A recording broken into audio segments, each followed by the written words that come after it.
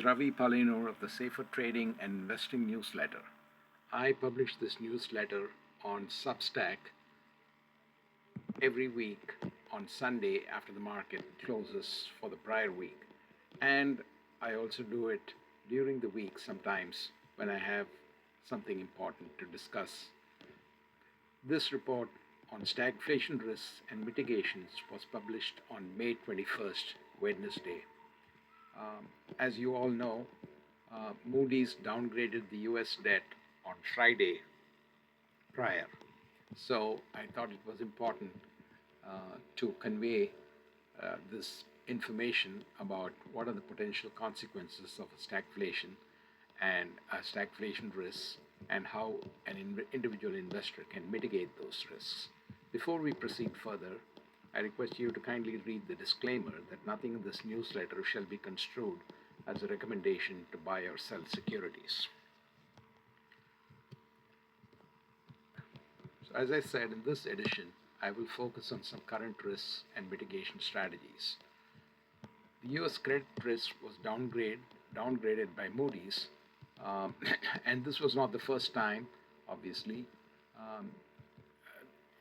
And the risk and the debt was downgraded from AAA to AAA1. This caused the 30-year yield to rise to the highest since 2023.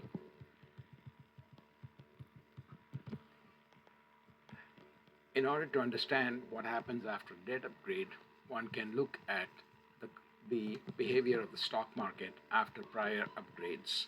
Both in 2011 and 2023, debt upgrade led to about a 10% decline in the stock market.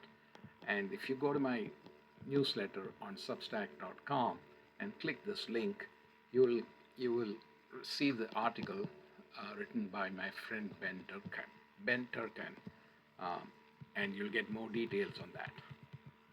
Meanwhile, strategists like Jamie Dimon of JP Morgan, Torsten Slok of Apollo, and Ed Yardeni have been have been giving some warnings about the potential risks in the market. Slok of Apollo, which is one of the bigger asset managers in the US, talks about the headwinds that are growing, such as the trade war making products more expensive in companies like Walmart, Target, and the retail sector. And in fact, even Subaru came up with some warnings about the impact to car prices. And also, student loan payments are restarting as a result of some policies that have been implemented recently that is potentially impacting millions of student loan holders. And the Moody's downgrade is also pushing up borrowing costs for consumers and firms.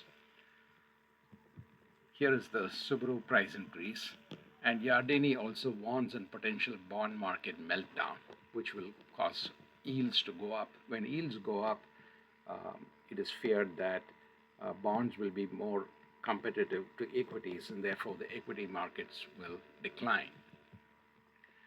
JP Morgan's Jamie Dimon.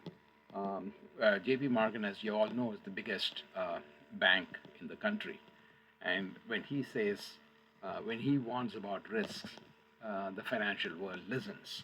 And here he talks about the risk to the market because of elevated inflation and stagflation.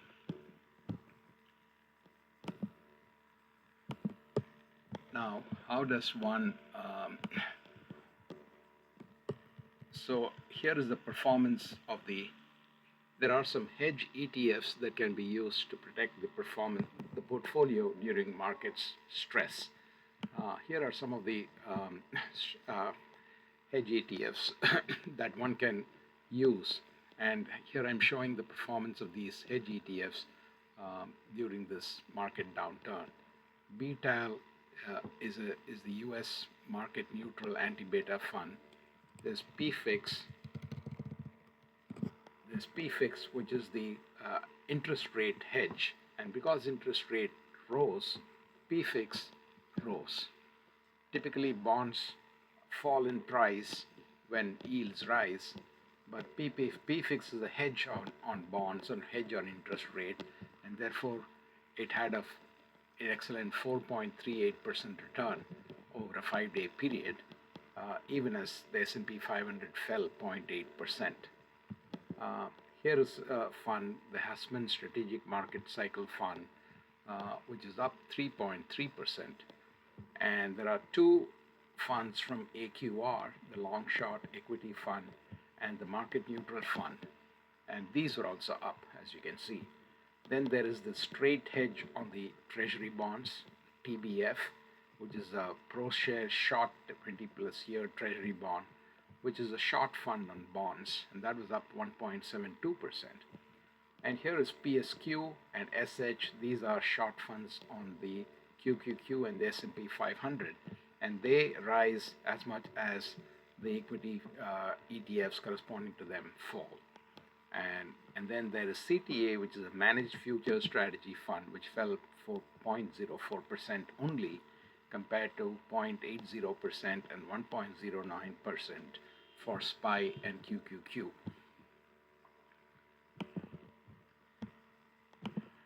Now, in deflationary environments, bonds can be used as a hedge. However, in inflationary and rising rate environments, short treasury bonds like TBF are best used. I have avoided mentioning ultra short or 2x leverage funds here. Today, Bitcoin was also up, and Bitcoin has been strong the last few weeks, but Bitcoin is usually correlated with the NASDAQ. However, because of the pro Bitcoin policies of the U.S. government recently, Bitcoin has been holding up very well. In a prior report just a few days ago, I had provided charts of BTGD, which is a Bitcoin plus gold ETF, as well as IBIT, which is another Bitcoin ETF, and showed how they are bullish in the current environment. Now, I did create a bond portfolio some months ago for hedging purpose, and this bond portfolio of mine was up 0.48% today. This bond portfolio comprises some funds such as the BlackRock Flexible Income Fund (BINC), which is managed by Rick Reeder of BlackRock, who is an excellent bond manager. It also has CLOZ, which is a high yield mortgage-backed securities fund, and it yields more than 10%. I would ignore this for now. And then there is iBond, which is international bond, and then iGov, IGOV, which is International Government Bond Fund or Treasury Bond Fund. Now, why do I pick iBond and iGov? Because the fiscal situation in Europe allows Europe to cut treasury rates more than the US. And it is widely felt that the inflation is also lower in Europe than it is in the US. PFIX, which I just showed you, which is the interest rate hedge. And as you can see today PFIX was up 6%. And Reserve, which is a mortgage-backed securities fund, also with a fairly good dividend distribution yield, and was up 0.86%. Now, I don't use too much of PFIX because PFIX can be volatile. So I allocated about 7.5% to PFIX and about 27% to Reserve in this portfolio. That was enough to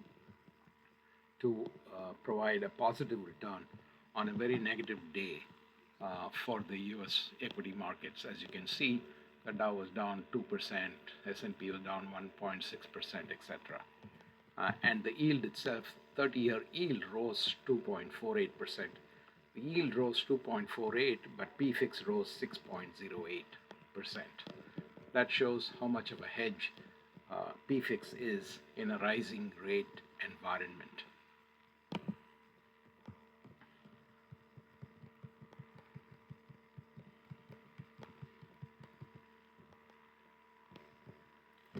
Here is my technical analysis of the PFIX.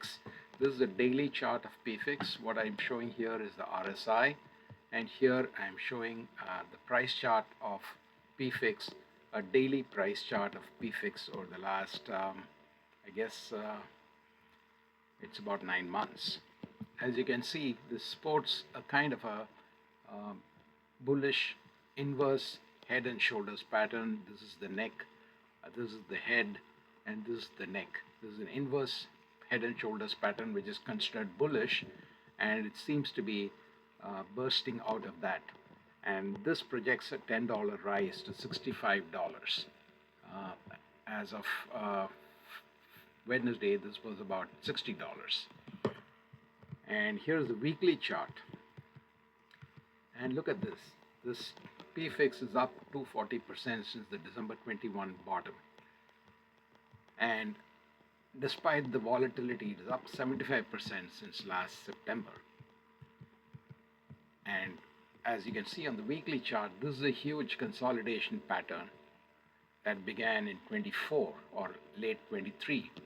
And when a chart breaks out of a consolidation pattern, it hints of a lot of strength. And right now, this is PFIX as of Wednesday, May 21st. PFIX is attempting to break out of this 19-month consolidation pattern. And if this level holds, then based on the depth of this pattern, I project that PFIX would hit a target of $80. Now here is another charting technique that technical analysts can use to analyze charts, and this is called the point and figure charting technique. And based on this point and figure charting technique, the bullish price objective is 76, which is close to what I had projected as $80. So PFIX is one of the hedges that one can use in a rising rate environment to protect the portfolio. So let's go back and review the hedges and the performance of the hedges. Yeah, these are all the funds that one can use to hedge the portfolio when the market is declining. BTAL, PFIX, when the interest rate is the reason why the market is declining. Hedges GFX, QLENX, QMNNX, TBF, PSQ, SH, CTA. These are all the hedges that one can use to protect the portfolio. I hope you enjoyed this video, and if you do, please subscribe to my newsletter on Substack. Please note down this URL, safetyinmarkets.substack.com, and you will see all my newsletters there. And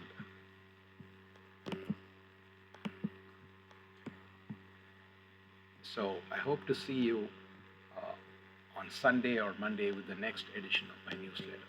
Thank you very much.